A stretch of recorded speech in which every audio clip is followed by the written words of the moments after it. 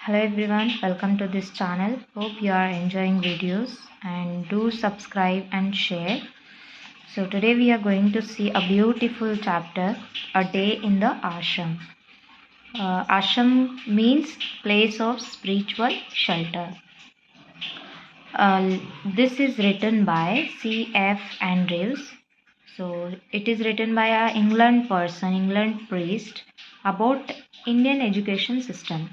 तो इन्होंने इंडिया के एजुकेशन सिस्टम के रिगार्डिंग लिखा है.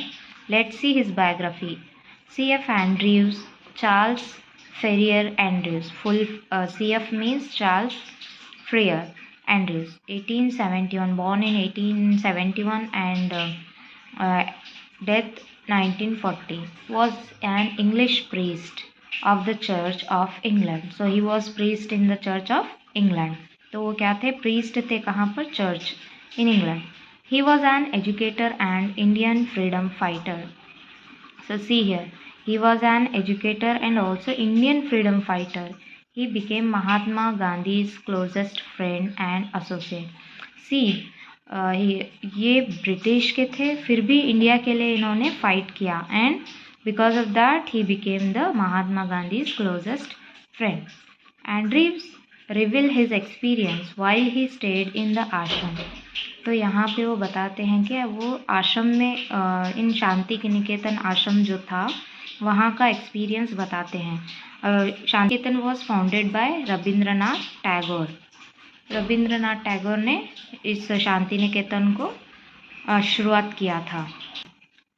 It is a school with difference where student learn with great joy. एक तरह का स्कूल था but totally it is different from nowadays. अभी की जो स्कूल है ये इससे हटकर था. सो कैसे? Let's see now. Words cannot picture to you the beauty of Shanti Niketan. हम जो भी बोलते हैं वो हमें समझ नहीं आएगा क्योंकि इतनी खूबसूरत थी Santiniketan. Our own poet and teacher whom we call Gurudeva. So in Santiniketan how they call to their teacher, वो कैसे बुलाते थे अपने टीचर को? गुरुदेवा.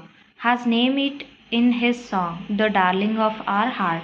तो उन्होंने एंड्रीव ने लिखा है अपने एक वर्क में, जो उनका वर्क था the darling of our heart, उसमें उन्होंने लिखा है कि टीचर्स को गुरुदेवा बुलाते थे.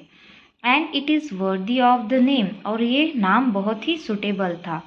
All who have visited the आश्रम ओल्ड एंड यंग अलाइक. जिन्होंने भी शांति निकेतन को विजिट किया है, चाहे वो ओल्ड हो या young, felt it's inner beauty growing more and more upon them. तो उन्होंने वहाँ की खूबसूरती को अपने अंदर से, मन से देखा है.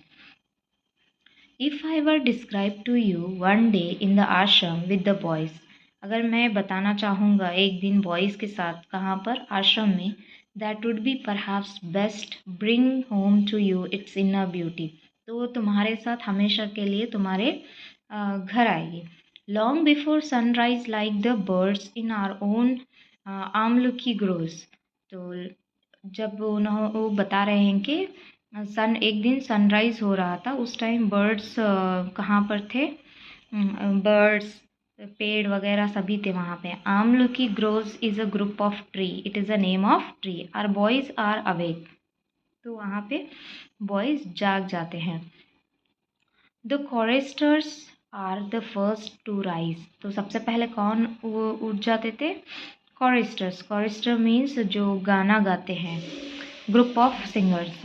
And they go round the ashram. तो वो सारे गाना गाते हुए क्या है, पूरा आश्रम घूमते थे.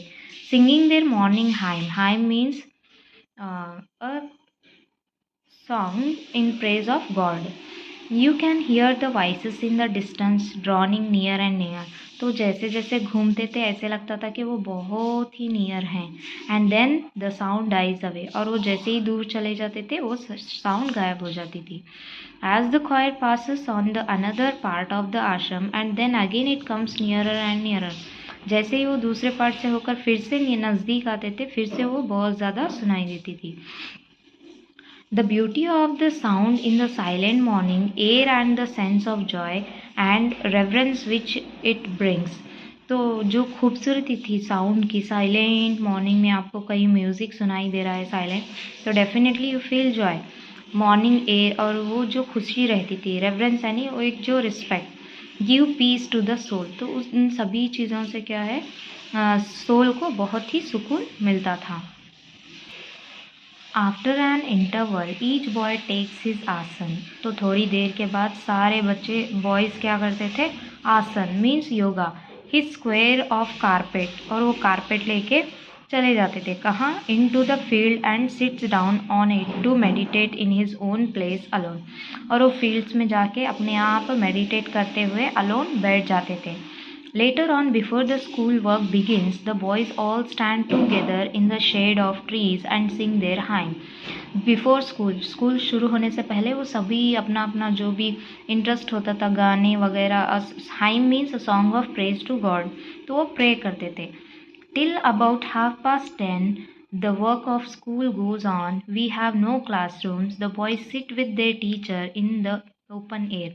जैसे ही स्कूल शुरू होता था तो सारे लोग वहाँ पे, कोई ऐसे पर्टिकुलर क्लासरूम नहीं थे, but they sit with the teacher, तो वो सारे लोग अपने टीचर के साथ बैठ जाते थे ओपन एयर में, अंडर द ट्रीज, कहाँ पर, ट्रीज के नीचे। There are no larger classes, a group of 8 or 10 boys are seated round the teacher. यहाँ पे ऐसे नहीं आजकल 30-40 बच्चों की एक क्लास होती है, ऐसे नहीं था, बस 8-10 बॉयज़ होते थे, वो टीचर के राउंड बैठते थे और आस्किंग हिम क्वेश्चंस, और वो क्वेश्चंस पूछते थे।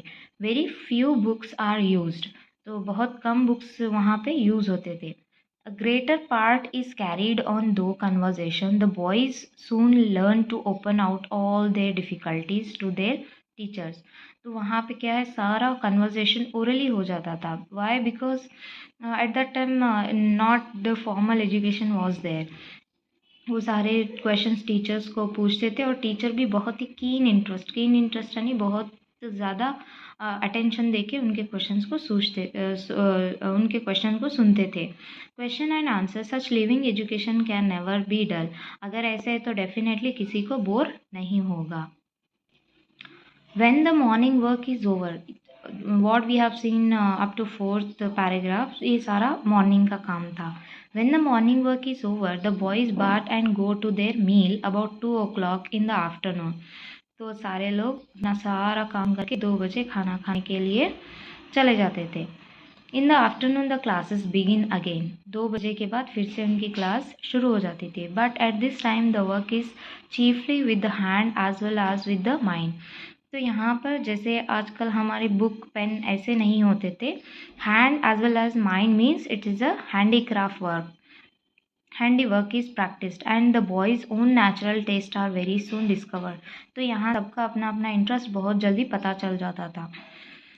सम prefer carpentry, other prefer mechanical work, other enjoy spinning and weaving, other become skilled draftsman and painter, others are musician। जो जो अपना इंटरेस्ट था, like carpentry, mechanical work, singing, weaving, spinning, skilled, ये सारे काम जो जो अपना इंटरेस्ट था वो सारे बच्चे अपने अपने हिसाब से करना स्टार्ट करते थे। There is very little book work in the afternoon, यहाँ पे बुक्स से कम प्रैक्टिकल वर्क ज़्यादा होता था।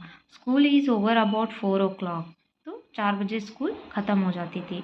And then there is a rush to get first into the great open field for football. तो सभी बच्चे बेसब्री से क्या है, फुटबॉल खेलने के लिए ग्राउंड में चले जाते थे।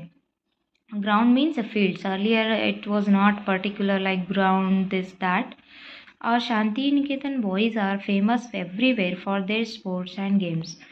Because of this, they were very famous in sports and they play well. In the evening at sunset, they return from the field and sit down once more for a short time to meditate in silence. तो जैसे ही ख़त्म करके खेल कूद के आ जाते थे, फिर से वो मेडिटेट करने के लिए थोड़ी देर बैठ जाते थे। As night comes fairy tales are told, तो जैसे ही शुरू नाइट हो जाती थी, फेरी टेल्स मतलब कहानियाँ बोले जाते थे। शॉर्ट ड्रामाज आर रिसाइटेड, हर Gurudeva song are sung and different school gatherings are held. यहाँ पे एक स्मॉल फंक्शन होता था, जैसे कहानियाँ, ड्रामा, सॉन्ग्स वगैरह प्ले किए जाते थे। By 9 o'clock all are glad to retire to rest and again the choristers go round the ashram singing their last evening hymn. तो जैसे ही 9 o'clock होता था सारे लोग सोने के लिए चले जाते थे. Again the music group comes to sing the hymn. There can be no question as the happiness of the life of our boys. Their faces tell the story of their joy and their freedom. There is no freer life in the India than the life of our children at Shanti Niketan. यही बताता है कि वो बच्चे कितने खुश थे और कैसे वहाँ पे अपनी अच्छी ज़िंदगी गुजार रहे थे, और हमें शांति निकेतन के जैसे स्कूल कहीं और नहीं देखने को मिलेंगे. So this is about the experience of Andrew in a day in ashram. So in next class we will see the question answers. I hope you love this video. Please share and subscribe.